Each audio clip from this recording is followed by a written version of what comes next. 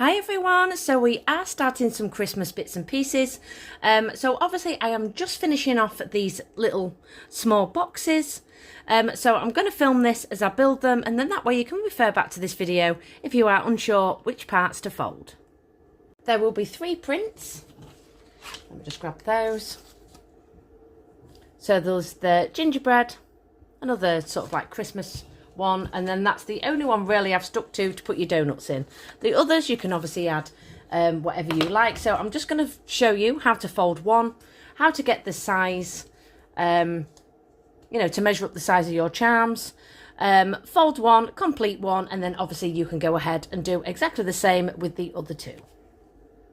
So this centre part here, which is your little window, this is how to measure up your charms. So for this one, obviously I'm using the donuts. This will fit 6 in. So obviously if your charms are bigger, they're not going to quite sit inside. So you might have to do 4. Obviously on the other ones, I've pulled out some other charms that we have, which are the cakes. So again, you can measure these up. If they're bigger, like I say, you can get 4 in. But, you know, this window just gives you a rough guide of how many you can fit inside that little window. So we've just discussed that. So now what we're going to do is we're going to fold.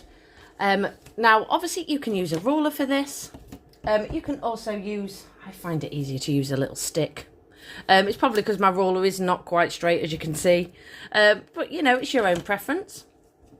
So what we're going to do first, I need to just, let me just change the background on this because you can't see it. There we go, that's better. You can see where I'm scoring now. So first of all, we're going to use our craft knife, not on the sharp side, just on this part, just to score it. You can obviously use a stick or your ruler, like we've just said, flip this up and then run it just backwards and forwards. I do find you get a better fold, you know, with your little scoring.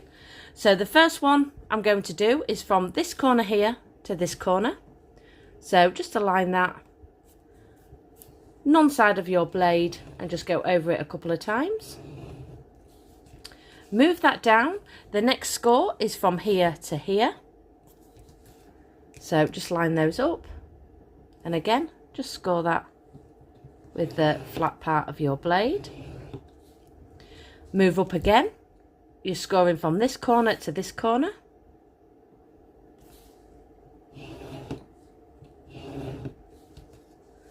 Move it further along. We are now scoring from this corner to this corner. So just make sure you've got your corners in line before you start scoring. Oops. There we go. And then flip it this way. We are now going to score from this part here up to this part here.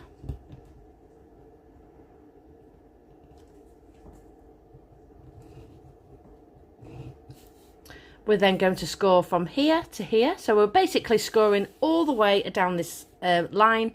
Obviously my little stick isn't as long, so you might find it easier just to place it on here and then just run it straight down.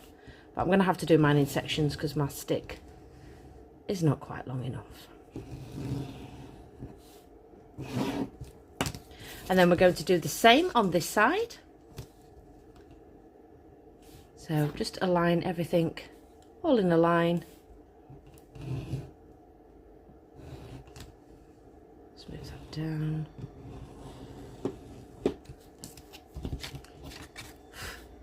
So we have now scored, excuse that little bit, it won't matter once I fold it. We've scored all the way along our little edges. So once you've scored everything, we're now going to bend on all the creases that we have just created. So just work all the way along your box. Once you get to this sort of like window here, just use your finger and push it up. If it doesn't fold to the bend, just go back in and score it a little bit more. I do find it easier to pinch it like this. So I'm just going to work all the way around, just folding all these bits up.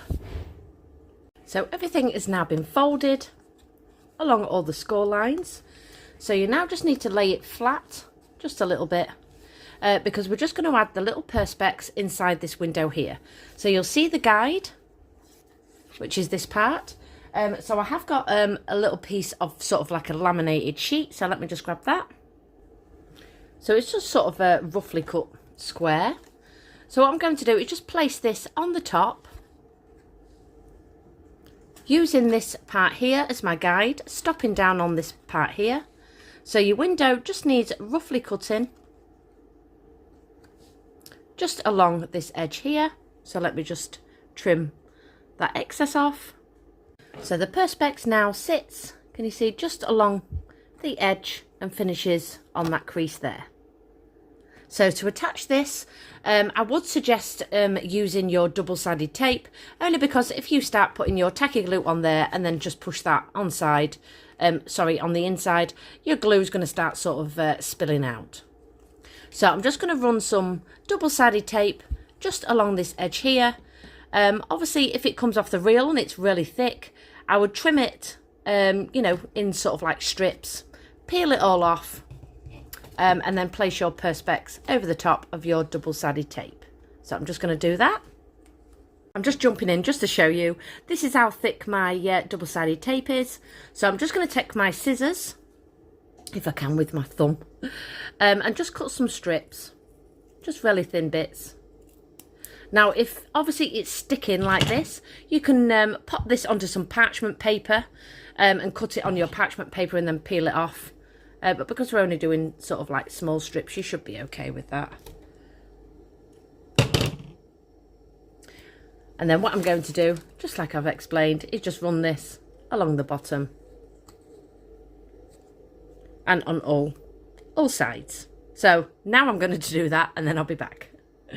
So I've peeled off all my double-sided tape and attached my little perspex. So now we have a front. If you are wondering what I meant by my thumb, I burnt myself a few weeks ago and it's still really sore and the scissors come down far too much. So if you are new here and wondering what on earth I was on about with my thumb, that's what I meant.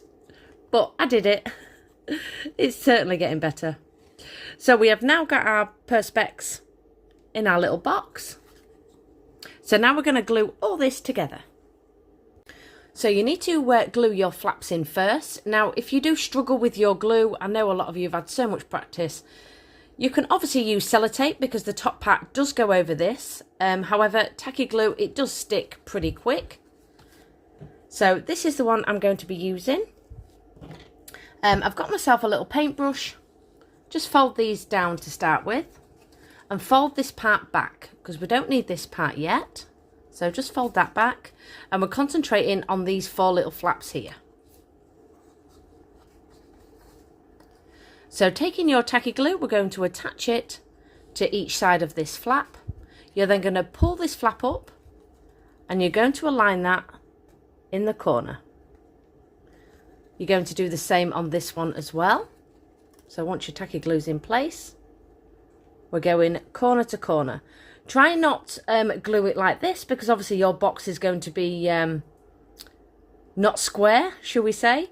So aim for the corners on this part here. That's the way it's been built. So just make sure you've gone corner to corner and not glued it sort of at an angle like this. You're then going to flip that round, put some tacky glue again on each tab, fold those down, keeping your lid out the way. And then corner to corner.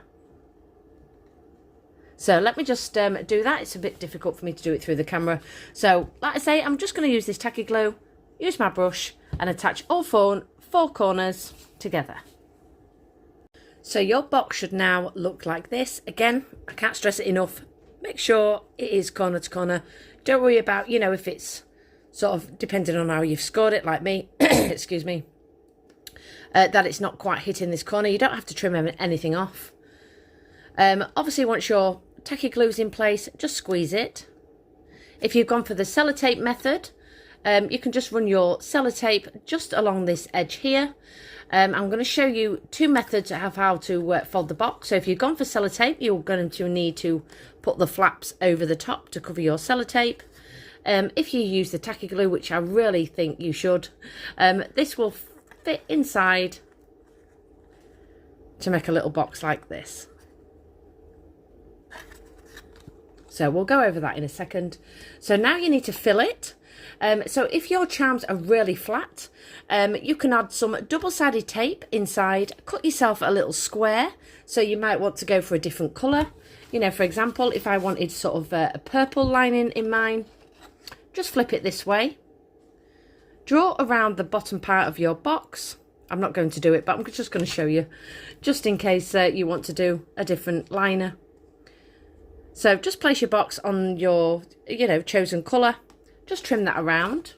Put some padded little sticky tape, the padded stuff that we've used for quite some time to make everything sort of like stand out. And then you can just push that inside your box. But I'm going to keep mine white. That'll just sort of like bring your charms up. But because the charms I'm going to use are these donuts. Now, I was going to colour these, but I'm going to keep them all the same colour. If you've got these little donuts, you can run just some acrylic paint with a little cocktail stick just along the drizzle if you want to. Add some sprinkles with your resin. But I do like all the same colour because I love mint. So, because I don't really need to bring these up, just to give you an idea, let me just show you. Let me just put 2 in. So, just have a play about. That's how far down my donuts are going to sit once I glued those into place. So like I say, if you need to lift that up and still want a white background, just use some white cardstock. Use your padded double-sided tape just to lift the inner part up further. But I'm quite happy with my little donuts sat in here, so I'm going to add 6. I'm going to keep them all the same because I know it's going to match my tree this year. And they fit perfectly inside. So I'm not going to use my glue gun for this because obviously I don't want lumps underneath. And then that way, once I use my stronger tacky glue as well, I can slide them about inside the box and just line everything up. So I'm going to use the same tacky glue with my little brush. Just tap on the bottom of my little donuts and then just place those where I want them. So I've just used my tacky glue. How adorable do these look? Inside my box. I'm not going to shut the lid and seal it just yet. I'm just going to let these dry because once you've sealed your lid, you're not going to get back in without disturbing your print. So another tip, just let your tacky glue dry for a good sort of, 10 to 15 minutes. And then once you can, I'm not going to do it yet, tip it upside down, give it a bit of a shake so you know nothing's going to be loose. Because there's nothing worse than sealing your box and then your donuts become loose. So I'm just going to let those dry. We've got a little tag to add as well. And then, like I say, I'm just going to go through the how to seal your lid once I'm happy that they are all in place. I've now let these sit for 10 minutes. I can feel it's still a little bit loose, but I can shake the box about. I know they're not going anywhere. So just like we explained previously, if you have used sellotape, like say I would use tacky glue if I'm honest, but if you do struggle with tacky glue and you've put, a couple of strips on each corner, you can then flap your box over the top to cover your sellotape. But because we used the tacky glue on this, you're going to fold your box just like a cake box. You're going to go inside and then push that in there.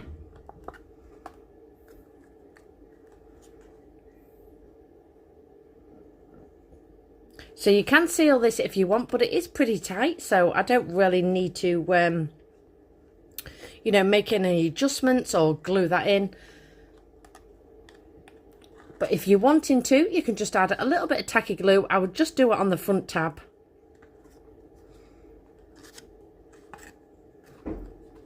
And then squeeze that just along this part here, Or again, use a tiny bit of sellotape just to attach that. But I'm quite happy, you know, I do want it looking realistic. If my box was to sort of like pop off, because I've got quite a lot of weight on this now, I would use my tacky glue, but I'm not going to glue it. I've decided I'm not going to glue it because I am building this as we go. Like I say, all these little bumps that you can see on the back print, or maybe not, these will all flatten out once the glue is dry. This is so cute. So the last part of your little boxes, you will find a little tag. It's got a little donut on just to match the print.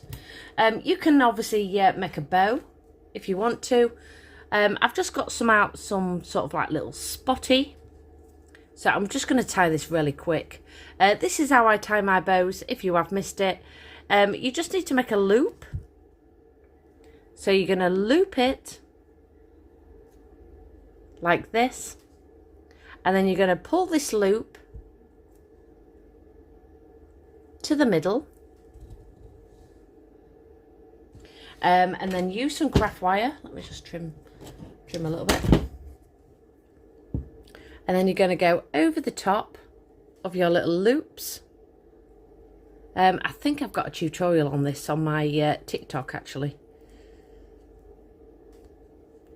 Just align your little ribbons and then fold your bows over your little loops, just to sort of align those. And then you're going to twist your wire. This is quite thick actually. I should have used a bit of a thinner wire for this. And then that way, if you do have you know, a print, this is going to be your little bow. So let me just snip the back of that off. So I've just snipped the extra part of my wire, and then just have a play about, just pull that down, keep a grip in the middle, and then obviously pull that part down as well. Now I'm not one for putting little I don't know what you call them, ribbon, I don't know, triangles.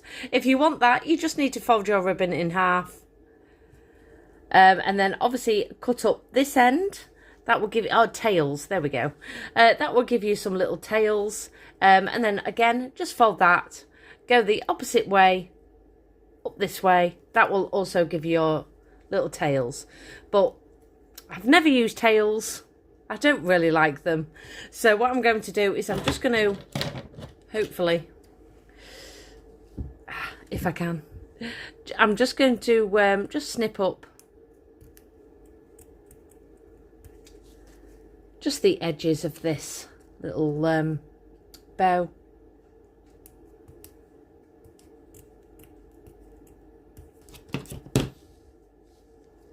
I say if I can because my my thumb and scissors are not working right now. And then just measure. There we go. Just measure. Like I say, this is the way I do it. I'm just going to take a lighter and just burn the edges, just so they don't fray. And that's how you create a little tiny bow to go on your little box. So what I'm going to do, just burn the edges with those. I'm going to use my tacky glue, just attach my little label there, and then finish it off with a little bow. So let me just do that, and then I'll be back. And then I'm going to carry on building the other boxes, and then we'll have a finished result. I am now back with the finished result. It took me about 25 minutes to build the other two. So this is the little boxes. Obviously they're still drying. I use my glue gun just to attach the smaller charm and my bow, and then use my tacky glue just to attach that little tab in the corner. They are so cute. Obviously you can add a little hook if you want to, and hang these off your Christmas tree. They are quite weighty, so you could just, rather than, you know, putting a hook in and committing, I would probably just slot these which is what I'm going to do just inside the branches of my Christmas tree. They will sit because, like I say, they have got a fair bit of weight to them. Or you can have them on a little display like this. So I really hope you enjoyed the tutorial, and I will see you all soon. Goodbye, everybody.